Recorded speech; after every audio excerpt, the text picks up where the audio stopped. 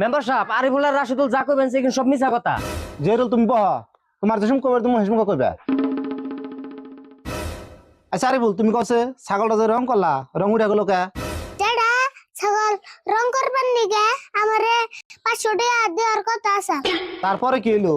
কিন্তু কইলো টাকা পরে দিমনি, সেজন্য আমি পার্লার গাড়ি দিয়ে রং করে দিছি। বুঝলাম, কিন্তু জেহরুল বিচার দিল কে?